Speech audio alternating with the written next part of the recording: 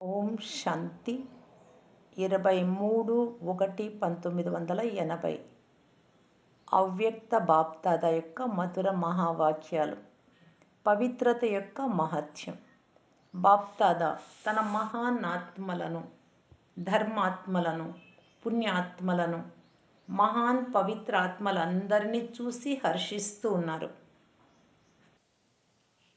పరమాత్మ పిల్లలు పరమ పవిత్రులుగా ఉంటారు.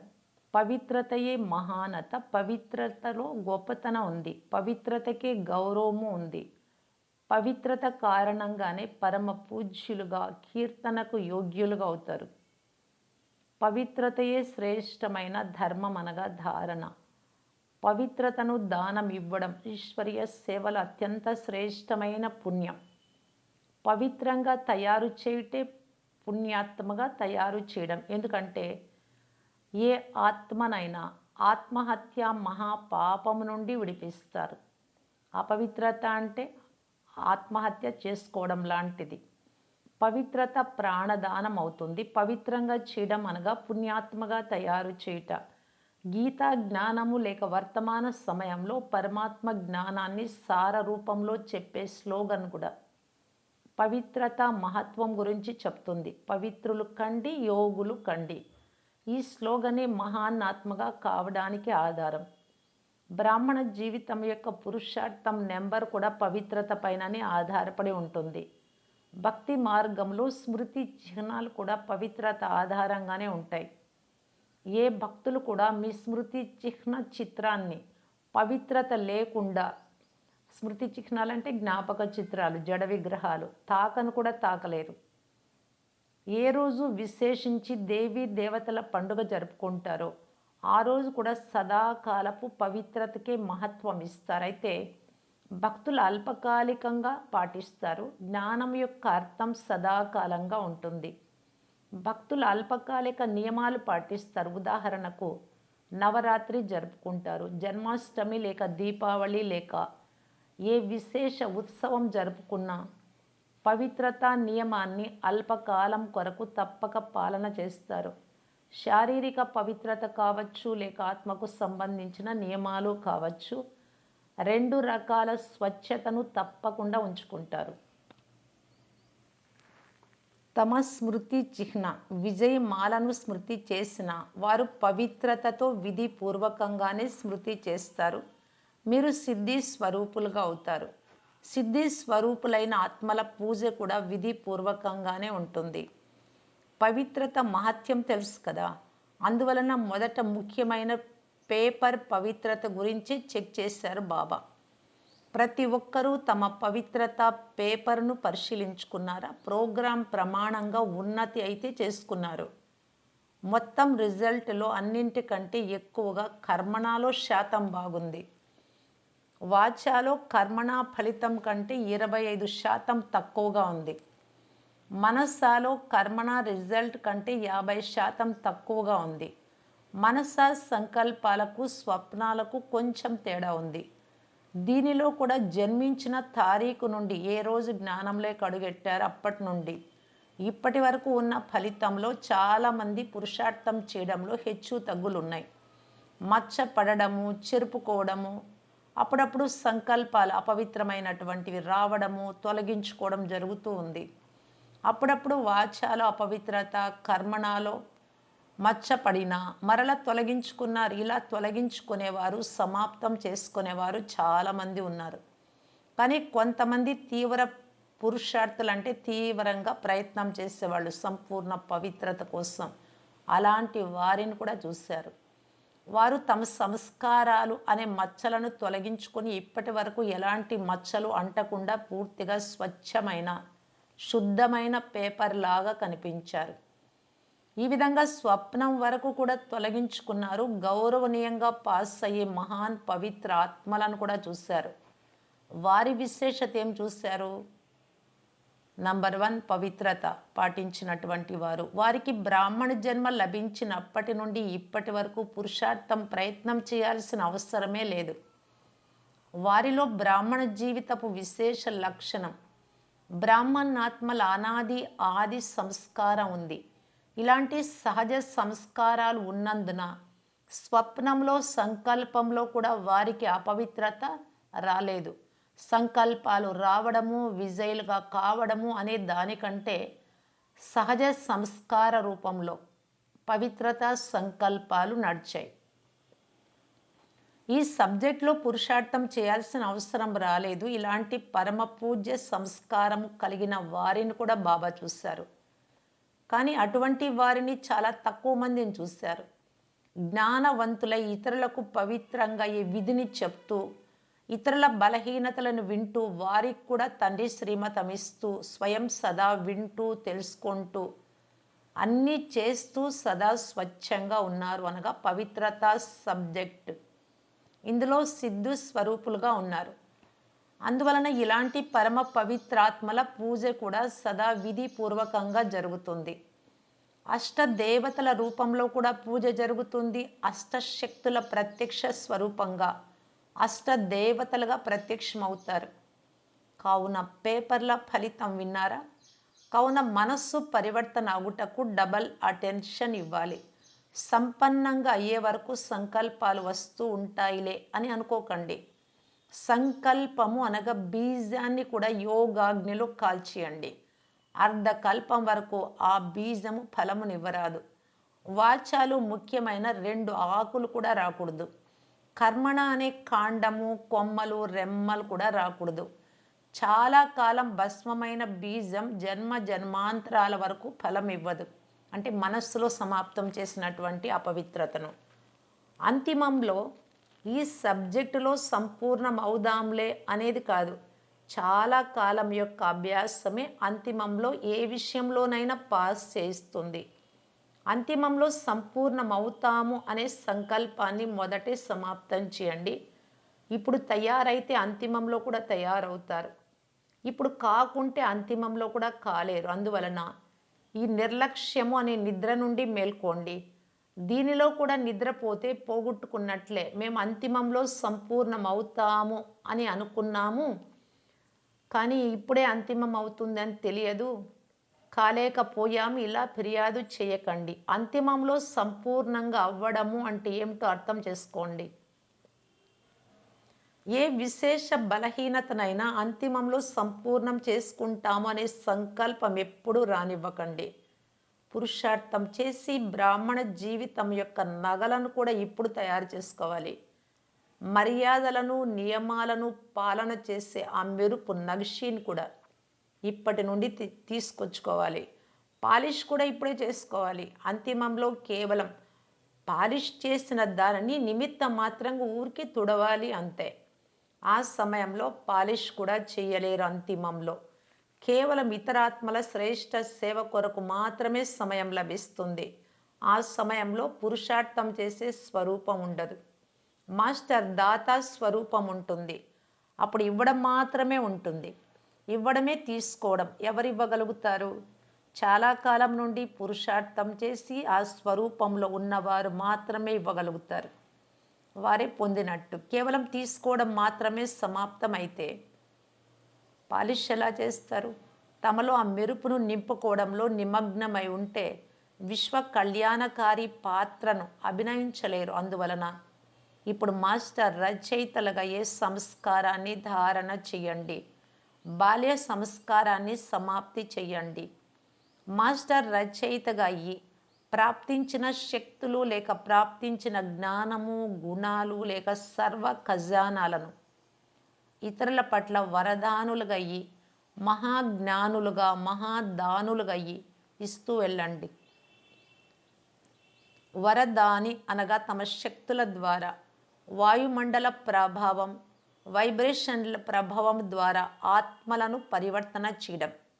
మహాన్ జ్ఞానులు అనగా వాచా ద్వారా లేక సేవా సాధనాల ద్వారా ఆత్మలను పరివర్తన చేయడం. మహాదానులు అనగా పూర్తి బలహీనులుగా, మనస్సు బలహీనంగా ఉన్న అసమర్థ ఆత్మలకు అదనపు బలాన్ని ఇచ్చి ఆత్మిక దయా హృదయాలుగా అవ్వడం. ఎవరైనా తప్పు పని చేస్తూ ఉంటే వారిపై దయ చూపుతూ ఉంటే అది మాయపై దయ చూపినట్లు అవుతుంది. ఇలాంటి సమయంలో లాఫుల్గా కూడా కావాల్సి ఉంటుంది. ఇంట్లో వారు జ్ఞానంలో కరెక్ట్గా ఉండరు, లేదు జ్ఞానమే లేదు, అలాంటి వారు బాధపడతారు. అయ్యో వారికి ఇష్టం వచ్చినట్లు నడుచుకుందాం, అక్కడ తిరిగేకి వెళ్దాం, వారికి ఇష్టం వచ్చినట్లు అలంకరణ చేసుకుందాం, ఇంకా వేరే వేరే తప్పులన్నీ, అయ్యో పాపం అని దయ చూపితే అది మాయ పైన దయ చూపినట్లు.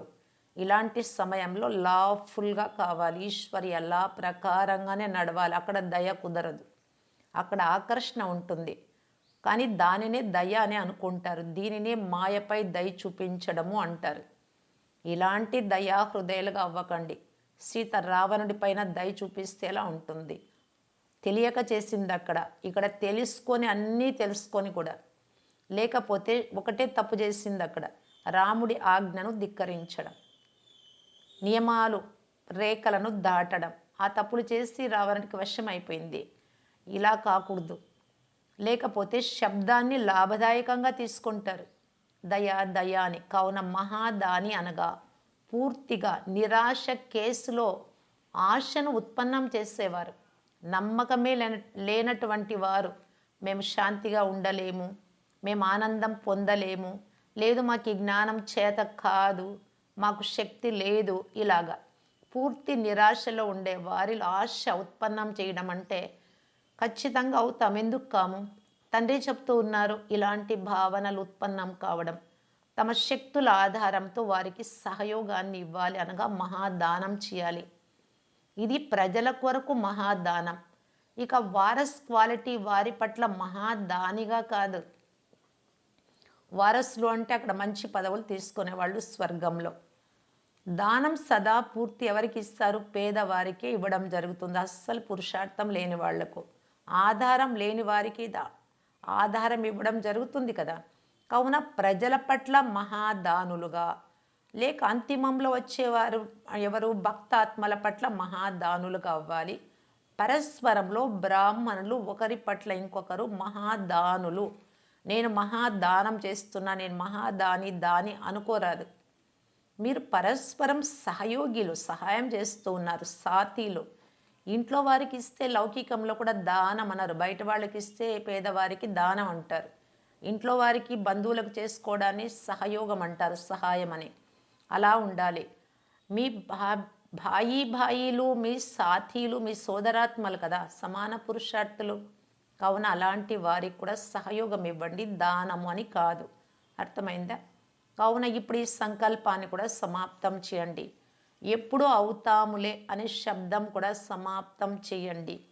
తీవ్ర పురుషార్థులు రేపు ఎల్లుండి అనరు, తర్వాత అనరు, ఇప్పుడే అని అంటారు. కావున సదా తీవ్ర పురుషార్థిగా కండి.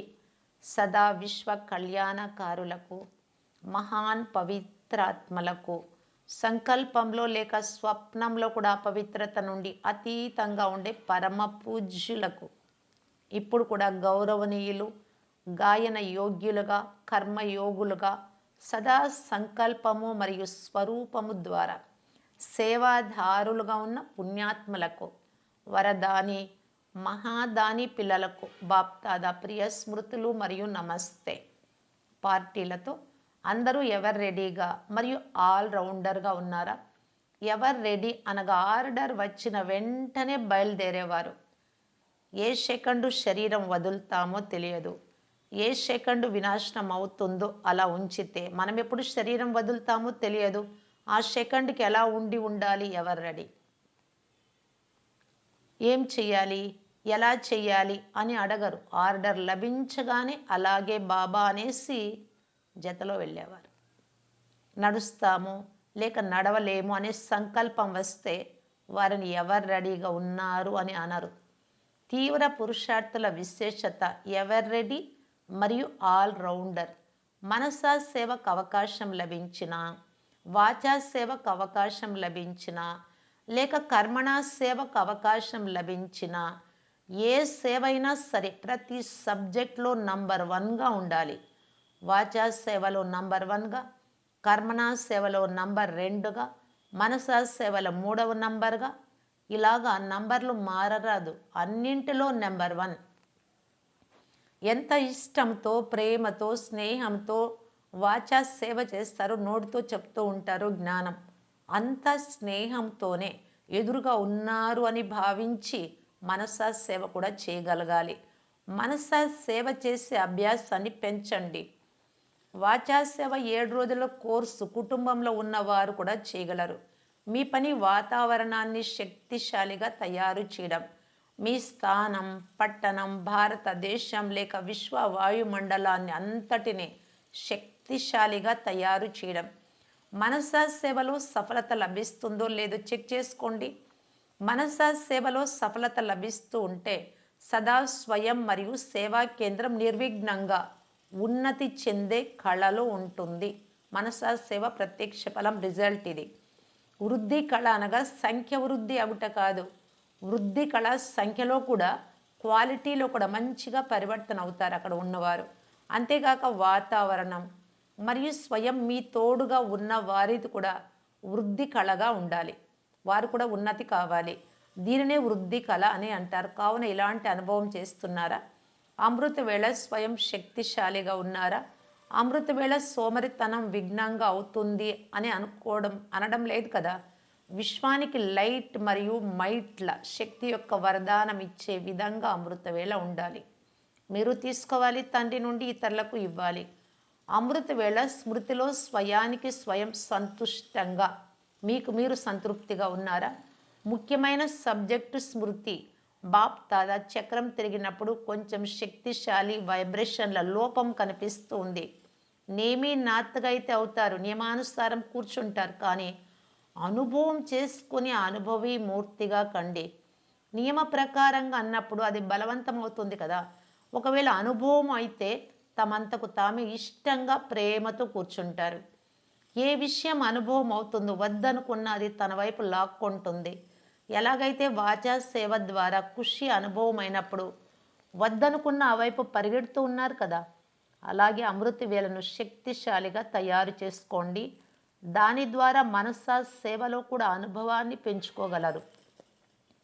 అంతిమంలో వాచా సేవకు అవకాశం ఉండదు. మనసా సేవలో కూడా సర్టిఫికేట్ లభిస్తుంది. ఎందుకంటే ఎంత పెద్ద క్యూ ఉంటుంది అంటే మీరు మాట్లాడని కూడా మాట్లాడలేరు. ఇప్పుడు కూడా మేళా చేస్తున్నప్పుడు గుంపు ఎక్కువగా వచ్చినప్పుడు ఏం చేస్తారు? శాంతితో నోటితో చెప్పకుండా వారికి శుభభావన మరియు శుభకామనలతో దృష్టినిస్తూ నిలబడతారు కదా. కావున అంతిమంలో కూడా మీ ప్రభావం వెలువడినప్పుడు ఏమవుతుంది? ఇప్పుడు స్థూలమైన లైట్ ప్రభావంతో ఆకర్షణీయంగా ఉంటుంది కాబట్టి వస్తారు. ఆ సమయంలో తమ ఆత్మిక లైట్ ప్రభావం ఉంటుంది. ఆ సమయంలో మనసా సేవ చేయాల్సి ఉంటుంది. దృష్టితోనే ఎదురుగా వచ్చిన వారికి తృప్తిపరచాల్సి ఉంటుంది. తమ వృత్తితో వారి వృత్తిని కూడా పరివర్తన చేయాల్సి ఉంటుంది. మీ స్మృతితో వారిని సమర్థంగా చేయాల్సి ఉంటుంది. ఆ సమయంలో ఉపన్యసిస్తారా? కనుక మనసా సేవ చేసే అభ్యాసం తప్పకుండా చేయాలి. ఇతరులకు చెప్పగలిగే అనుభవీ మూర్తులుగా అవ్వండి. అది కూడా స్వంత అనుభవం ఆధారంతో చెప్పండి. అర్థమైందా? జ్ఞానం ఆధారంతో కాదు, జ్ఞానం విని కాదు, మీరు అనుభవం చేసుకొని స్వంత అనుభవం ఆధారంతో చెప్పాలి. మనసా సేవను పెంచండి. ఇప్పుడు నిర్విఘ్న వాయుమండలాన్ని తయారు చేయండి. విఘ్నాలు లేనటువంటి వాయుమండలాన్ని.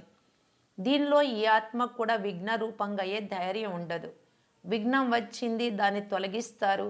ఇందులో కూడా సమయం వేస్ట్ అవుతుంది కదా. కావున ఇప్పుడు కోటను దృఢంగా చేయండి. పరస్పరము స్నేహి సహయోగులై నడిచినట్లయితే అందరూ మిమ్మల్ని ఫాలో చేస్తారు. స్వయం మీరు ఎలా చేస్తే అలా అందరూ మిమ్మల్ని అంగీకరిస్తారు. సెకండ్ గ్రూప్ అందరూ అంగదుడి సమానం, అచలంగా స్థిరంగా ఉండే వారే కదా. రావణ రాజ్యం యొక్క ఏ పరిస్థితి అయినా, వ్యక్తి అయినా సంకల్ప రూపంలో కూడా మిమ్మల్ని కదిలించరాదు. మీ కాలి గోటిని కూడా కదిలించరాదు. సంకల్పంలో కదలడము అనగా గోరు కదలడం. కావున సంకల్ప రూపంలో కూడా వ్యక్తి కానీ పరిస్థితి కానీ కదిలించరాదు. అప్పుడప్పుడు ఎవరైనా సంబంధికులు లేక దైవీ పరివారం వారు నిమిత్తంగా అవుతారు మిమ్మల్ని కదిలించడానికంటే. ఏదో ఒక విఘ్నం వస్తుంది వారి ద్వారా. కానీ అంగదుడి సమానంగా సదా చంచలంగా ఉండే వ్యక్తి విఘ్నాలను పరిస్థితులను దాటుకుంటారు. ఎందుకంటే జ్ఞానవంతులుగా ఉంటారు. ఈ విఘ్నం ఎందుకు వచ్చిందో వారికి తెలుస్తుంది. ఈ విఘ్నాలు పడేట కాదు, మనల్ని క్రింద పడేసేదానికి కాదు, ఇంకా దృఢంగా తయారు చేయడం కొరకు వస్తాయి అనుకొని కన్ఫ్యూజ్ కారు. ఉదాహరణకు పరీక్ష హాలులో పేపర్ వచ్చినప్పుడు బలహీన విద్యార్థి, చదవని వారు కన్ఫ్యూజ్ అవుతారు. మంచి విద్యార్థి పేపర్ చూసి సంతోషిస్తాడు. ఎందుకంటే ఈ పరీక్ష పాస్ అయి నేను పై క్లాసుకు వెళ్తానని బుద్ధిలో ఉంటుంది, వారికి కష్టం అనిపించదు. బలహీనులైతే, చదవని వారైతే ప్రశ్నలను లెక్క పెట్టుకుంటూ ఉంటారు. ఇలాంటి ప్రశ్న ఎందుకు వచ్చింది, ఇది ఎవరిచ్చారు, ఎందుకు ఇచ్చారు, చాలా కష్టంగా ఉంది, నేను రాయలేను అనుకుంటారు, వ్రాయరు. అలాగే ఇక్కడ కూడా ఎవరైనా నిమిత్త పేపర్గా అయ్యి వచ్చినప్పుడు, ఎవరైనా మీకు విఘ్నం తీసుకొచ్చినప్పుడు, సమస్య ప్రకృతి నుండి రాని, మనుషుల నుండి రాని, అనారోగ్యాలు రాని, ఏదైనా కానీ వీళ్ళెందుకు అలా చేస్తున్నారు, లేదు నాకెందుకు ఇలా వచ్చింది, వాళ్ళు అలా చేయకూడదు, కరెక్ట్ కాదు కదా, ఇలాంటి ప్రశ్నలు రాకూడదు. ఏదైనా ఏమిటి నుండైనా రాని, మంచే జరిగింది, దానిలో మంచి ఉంది, ఆ మంచిని తీసుకోండి. ఉదాహరణకు హంస ముత్యాలను మాత్రమే ఏరుకుంటుంది, రాళ్లను వేరు చేస్తుంది. పాలను నీటిని కలిపి పెట్టినప్పుడు పాలను స్వీకరిస్తుంది, నీటిని వదిలేస్తుంది. ఏదైనా విషయం ముందుకొస్తే నీరంతా రాళ్ళంతా అనుకొని వదిలేయండి. ఎవరు కలిపారు, ఎందుకు కలిపారు అలా కాదు, ఇందులో కూడా సమయం వేస్ట్. ఒకవేళ ఎందుకు ఏమిటి అనుకుంటే పరీక్ష అంతిమ సమయం అయిపోతే ఫెయిల్ అయిపోతారు. ఇలాగే గడిపేస్తూ ఉంటే రోజులు వృధా చేశారు అంటే ఫెయిల్ అవుతారు కదా. ఎందుకు ఏమిటి అనే దానిలో శ్వాస పోయినట్లయితే మీ గతి ఏమవుతుంది? అప్పుడు కూడా ఇలాగే ఉంటుంది, నా శరీరం వదిలేటప్పుడు కూడా ఫెయిల్ అవుతారు. ఏ విషయంలో అయినా ఫీల్ అయ్యారు అంటే, ఫీల్ కావడము అంటే ఫెయిల్ అవ్వడం, ఇది బాగా గుర్తుంచుకోండి. ఫీల్ కావడము, ఏ విషయానికైనా ఇది ఎందుకు వచ్చింది, ఇలా ఎందుకు జరిగింది, కొంచెం వచ్చినా ఫీల్ అయ్యావు అంటే ఫెయిల్ అవుతావు. మాయ పులి రూపంలో వచ్చిన మీరు యోగ అగ్నిని వెలిగించి ఉంచండి. తండ్రి స్మృతిలో, తండ్రి జతలో, తండ్రిని కంబైన్డ్ స్వరూపంగా చేసుకునేది వస్తుంది కనుక అక్కడ ఉండిపోండి. అగ్ని ముందు ఏ భయంకరమైన పులిలాంటి వస్తువు కూడా దాడి చేయలేదు.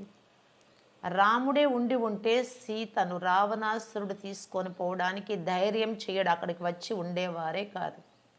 సదా యోగ అగ్ని వెలుగుతూ ఉంటే తండ్రి మన జతలో ఉన్నట్టు మాయ ఏ రూపంలోనో రాలేదు, అన్ని విఘ్నాలు సమాప్తమైపోతాయి. అచ్చా, ఓం శాంతి.